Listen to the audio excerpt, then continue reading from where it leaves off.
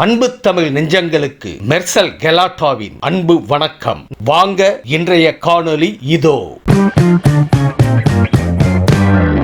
நிச்சயமாக இன்றைக்கு நாட்டில் நடந்து கொண்டிருக்கக்கூடிய ஒரு ஆட்சி எப்படிப்பட்ட ஆட்சி என்பதை பற்றி எல்லாம் நான் அதையும் சொல்ல வேண்டிய அவசியம் இல்லை. ஏற்கனவே இந்த ஆட்சி பொறுப்பேற்ற நேரத்தில் சொன்னேன், 6 மாதத்துக்கு அது பிரச்சனை பேச போவதில்லை. ஆனால் 6 மாதத்துக்கு முன்னாடியே பேச வேண்டிய ஒரு சூழ்நிலை வந்து விடுமோ என்ற அச்சம் தான் இன்றைக்கு இருந்து கொண்டிருக்கிறது, வந்து விட்டது. அதை பலர் பேசிக் கொண்டிருக்கிறார்கள். இந்த விமர்சனங்களாக வந்து கொண்டிருக்கிறது. 6 மாதம் இல்லை, 5 மாதம் இல்லை, 4 மாதம் இல்லை, 3 மாதமாக தாங்குமா என்ற ஒரு கேள்வி இன்றைக்கு நீங்களும் இயக்கத்தில் இணைத்துக் கொண்டிருக்கிறீர்கள். ஆகவே கழகம் ஈடுபடக்கூடிய எந்த பணிகளாக இருந்தாலும் அந்த பணிகளுக்கு நீங்களும் ஒத்துழைப்பு தருவதற்காக வந்திருக்கிறீர்கள். உங்களை மீண்டும் மீண்டும் அண்ணா அறிவாலயத்தில் வந்திருக்கிறீங்க. அண்ணா அறிவாலயம் மட்டுமல்ல, கலைஞர் அரங்கத்திற்கு வந்திருக்கிறீங்க. ஆகிய அப்படிப்பட்ட சூழ்நிலையிலே உங்களை எல்லாம் மீண்டும் மீண்டும் வருக வருக வருக வருக என்று வரவேற்று விடைபெறுகிறேன். நன்றி.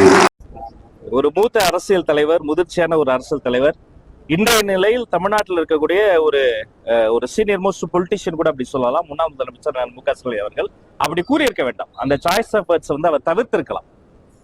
நம்மளை பொறுத்த வரைக்கும் நமது கூட்டணியில் இருக்கக்கூடியவர்களை சொன்னபடி மாண்புமிகு தமிழ்நாடு முதலமைச்சர் சி ஜோசப் விஜய் அவர்கள் அமைச்சரவையில் இடம் தந்திருக்கிறார். இன்னைக்கு வன்னியரசு தோழருக்கு அமைச்சரவை இடம் கிடைத்திருப்பது வன்னியரசு தோழர் என்ற ஒரு தனி மனிதருக்கு கிடையாது. அது நீண்ட நெடுங்காலமாக ஒடுக்கப்பட்ட மக்களுக்கான ஒரு அங்கீகாரம்.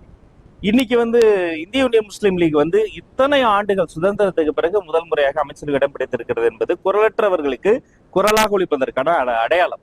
அப்ப கூட்டணி என்ற பேரில் அவர்களினுடைய முதுகில் ஏறி சவாரி செய்து விட்டு வாக்குகளை மட்டும் வாங்கிவிட்டு அவர்களுக்கான அங்கீகாரத்தை இத்தனால் தராம இருந்தாங்க. முதல் முறையாக வரலாற்றிலேயும் முதல் முறையாக தமிழக அரசியலில் அது மாண்புமிகு முதல்வர் சி ஜோசப் விஜய் அதை நிறைவேற்றி காட்டியிருக்கிறார். உங்கள் மூலமாக அவருக்கு நான் மீண்டும் ஒரு நன்றியையும் பாராட்டுகளையும் தெரிவித்துக் கொள்கிறேன். நன்றி, சந்திப்போம்.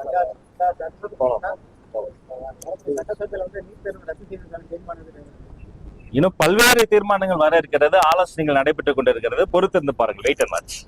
ஓர சக்தி, கோர சக்தி, பாரசக்தி, தூரசக்தி, ஓரசக்தி, பாரசக்தின்னு நம்முடைய திரைப்பட இயக்குனர் திரு டி ராஜேந்தர் மாதிரி ரைமிங்கா டயலாக் பேசுறாரு. திமுகவுக்கு வயசு 75, பவள விழா ஆண்டு தாண்டி போயிட்டு இருக்கிறோம். திமுக நாங்க பார்க்காத வெற்றியும் கிடையாது, நாங்க பார்க்காத தோல்வியும் கிடையாது. எவ்வளவு பெரிய தோல்வியா இருந்தாலும் மீண்டு எந்திரிச்சு வருவோம். எங்க தலைவர் எங்களை அப்படிதான் ட்ரெயின் பண்ணிருக்கிறாரு. ஆனா எந்த காலத்திலையும் திமுக மக்களை விட்டு தூரமா நின்னதே கிடையாது. இன்னைக்கு உங்க கூட ஒட்டிக்கிட்டு இருக்குது காங்கிரஸ் கட்சி.